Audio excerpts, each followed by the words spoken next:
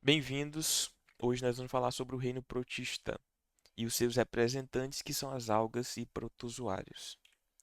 Bom, mas o que é o reino protista? Bom, o reino protista, como eu disse, eles são organismos eucariontes e muitas vezes associados a ambientes aquáticos ou úmidos. As algas, elas são seres com células eucariontes fotossintetizantes, ou seja, são em sua maioria autotróficas, mas existem espécies de algas heterotróficas, que a gente vai ver mais para frente. E aí a gente tem os protozoários, são seres unicelulares, eucariôticos e podem conseguir sua alimentação e nutrição de diversas formas que a gente vai detalhar mais para frente. As algas, como já falado, elas são seres eucarióticos fotossintetizantes e podem ser unicelulares ou multicelulares, tá? Então, um ponto interessante aqui é que muitas pessoas confundem algas com plantas, né? Mas o porquê que elas não entram no mesmo domínio, no mesmo reino das plantas? Justamente pela complexidade das suas estruturas. Apesar de fazerem fotossíntese, mas elas têm estruturas, as algas, têm estruturas bem menos complexas do que as plantas. Por exemplo, caule, raiz, né? Dentre outras estruturas. E elas são classificadas de acordo com principalmente o pigmento predominante nelas. Por exemplo, a gente tem as algas verdes, as pardas, as vermelhas, e aí entra outras classificações também, como as diatomáceas. E além disso, tem as dinoflageladas, que apresentam flagelos, e as euglenoides. Essas algas, as euglenoides, lembrem-se bem, elas que podem ser autotróficas, mas algumas espécies, aliás, podem se alimentar de maneira heterotrófica, né? Então, guardem isso. Quanto à reprodução das algas, pode-se acontecer de maneira assexuada ou sexuada. A maneira assexuada pode ser por divisão binária, por fragmentação ou esporulação. A divisão binária é justamente um único indivíduo, ele sofre meiose e se divide em dois indivíduos idênticos. Já a fragmentação é quando o talo de uma alga, né, que é a parte ali do corpo que a gente chama de talo, se desprende e a partir daquele fragmento gera outro indivíduo. E a esporulação, que é a formação de esporos. E aí, em seguida, esse esporo ele vai germinar e se desenvolver em um novo indivíduo. Além disso, né, a gente tem a maneira sexuada, né?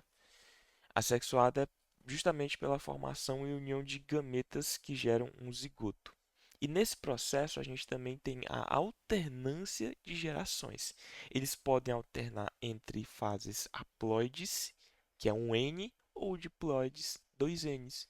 Mas como assim? Como é que acontece esse processo? Eu vou simplificar aqui um pouco para vocês. Então, na fase onde ele é um diploide, ele é chamado de esporófito.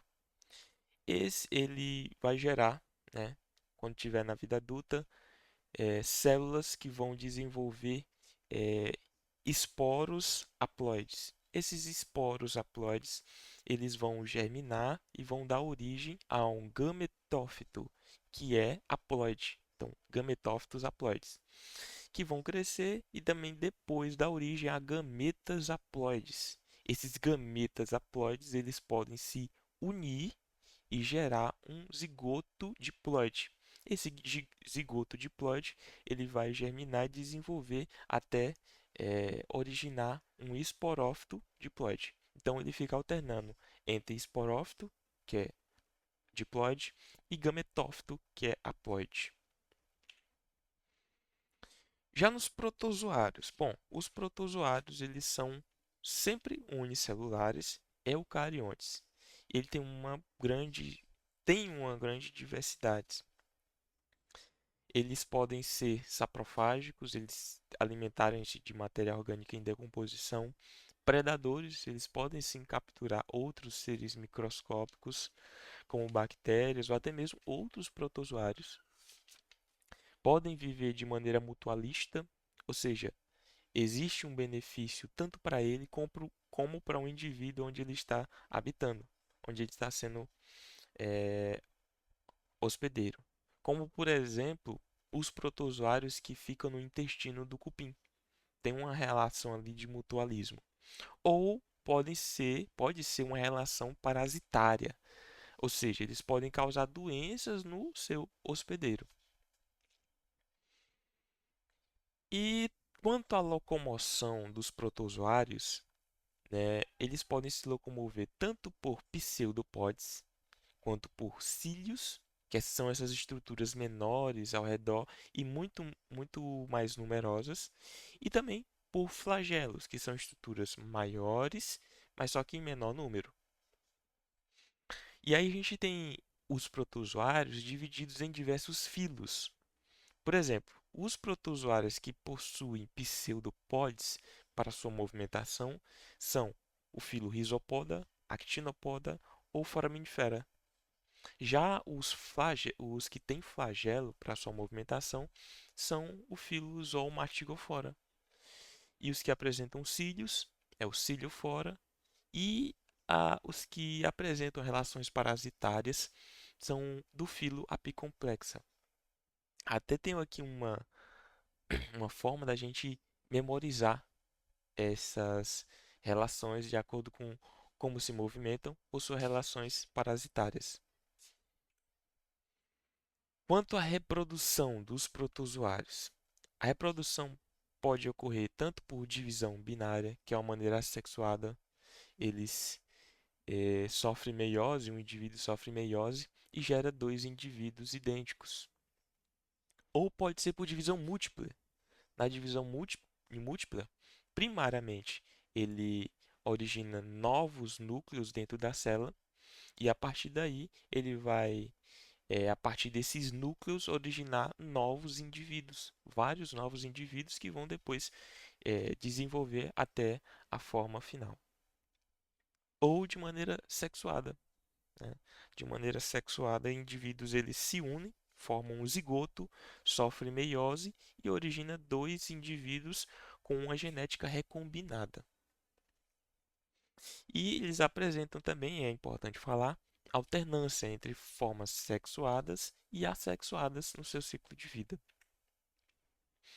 Então, aqui é um resumo. Se vocês quiserem parar o vídeo, pausar o vídeo e tirar um print da tela, né, é um bom resumo para decorar um pouco sobre as características de algas e protozoários. Então, algas são uni ou multicelulares, protozoários são só unicelulares, todos são eucarióticos. As algas são fotossintetizantes, já os protozoários eles são obrigatoriamente heterotróficos, podendo ser saprofágicos, predadores, mutualistas ou parasitas. As algas se classificam de acordo com seus pigmentos predominantes e características, já os protozoários com relação aos seus filos e os tipos de locomoção ou relações desenvolvidas com o hospedeiro. E a reprodução nas algas, binária, fragmentação, esporulação e de maneira sexuada também. Já os protozoários de maneira binária, múltipla ou sexuada. Então, essa foi a aula. Foi a aula sobre o reino protista. Na próxima aula a gente vai falar sobre outro reino importante também, que é o reino fungi. Obrigado por assistir até aqui.